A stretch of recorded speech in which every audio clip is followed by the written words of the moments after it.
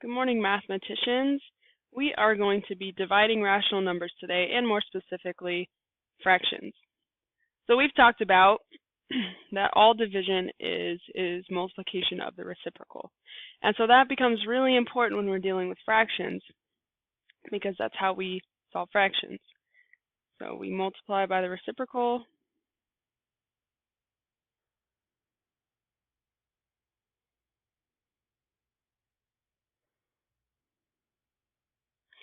and it's been a while since we talked about the reciprocal, but remember the reciprocal is just flipping a number. So if we have 1/5, the reciprocal of that would be 5/1. If we have 3/5, I don't know what's my deal with 5 today, then the reciprocal would be 5/3. If we have 6, the reciprocal of that would be 1/6. So you're simply just flipping the number, and then we multiply.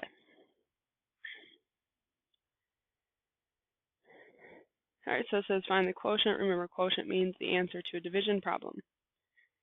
So we have 3/5 divided by -7/9. So we're going to flip and multiply. So we keep 3/5. We multiply -9/7. So we simply flip the second number and multiply. We're going to check for any cancellation. 5 and 9 don't go into each other. 3 and 7 don't go into each other, so we just multiply. 9, 18, 27. And 5 times 7 would be 35. Positive times negative would be negative. There is no value that can go into 27 and 35, so that is our simplified answer.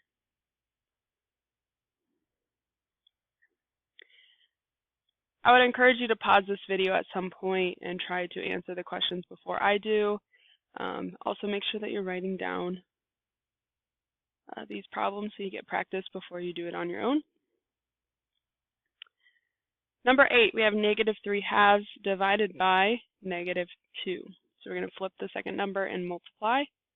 So I have -3/2 times -1/2, because remember, the reciprocal of 2 would be 1/2. I'm going to check for any cancellation. 3 and 2 don't go into each other. 1 and 2 don't, so I'm just going to multiply. 3 times 1 is 3. 2 times 2 is 4. Negative times negative is positive. 3 and 4 can't simplify, so that is my final answer.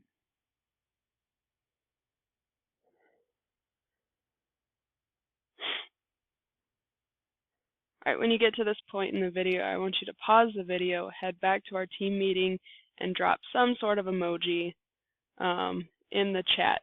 So just pick one of the emojis, drop it in the chat so I know that you watched this video. And I don't know, you might get bonus points or something. We'll see. All right, number 9, we have -9 divided by -3/5. So I'm going to go ahead and, oh, it's going to jump on me. I don't know why it does this. It's annoying. Okay. So I'm going to rewrite -9 as a fraction, so 9/1. Change the division to multiplication, and I'm multiplying by the reciprocal of the second number, so -5/3. And I get this question every year. Doesn't matter where you put the negative on a fraction, top or bottom. It does not matter. Typically, you write it on the top or on the outside. So you either, so like this, if you wrote it on the outside, it would just be like that. Well, that's not really lined up. Okay, because remember, a fraction is a number, so if one of the values is negative, then that number is negative. So those numbers aren't really separate from each other. A fraction is a number itself. So check for any cancellation. 3 and 9 do cancel. So 3 goes into 3 once, 3 goes into 9 3 times. So now I multiply across. Oh, it's going to jump on me.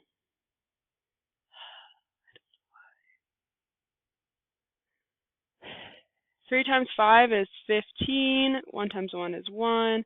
Negative times negative is positive. 15 over 1 can be simplified to 15, and that would be our answer. If we didn't do that cross cancellation, we would still get to the same answer. 9 times 5 is 45. 1 times 3 is 3, and 3 goes into 45 15 times.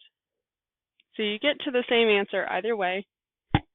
It's just, when do you want the simplification step? When the numbers are smaller or when the numbers are bigger? I personally like to do it when the numbers are smaller. But you can do you. All right, number 10, we have 2 mixed numbers, so we're going to get lots of practice on mixed numbers today. I'd encourage you to pause it, try to turn these mixed numbers into improper fractions before I get there.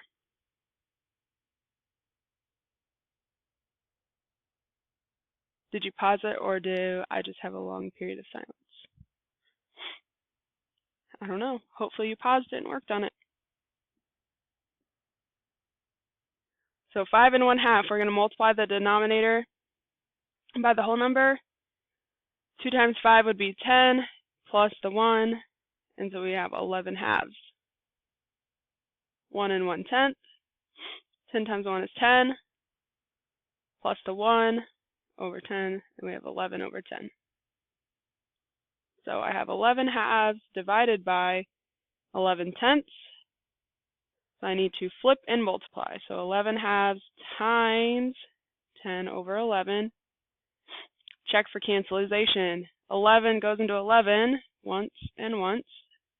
2 also goes into 10. 2 goes into 2 once. 2 goes into 10 5 times. 1 times 5 is 5. 1 times 1 is 1. 5 over 1 is simplified to 5. That problem had a lot of steps. Do 2 more. Whoa, Miss Bauer, these are written super weird. What does it mean? Well, it's still a division problem. So as I've said from the beginning of our class, fractions are just division problems. So now this is just a fraction with 2 fractions. So we're going to take the top divided by the bottom. So before we do that, we need to change this to a mixed number. So 1 and 1/3.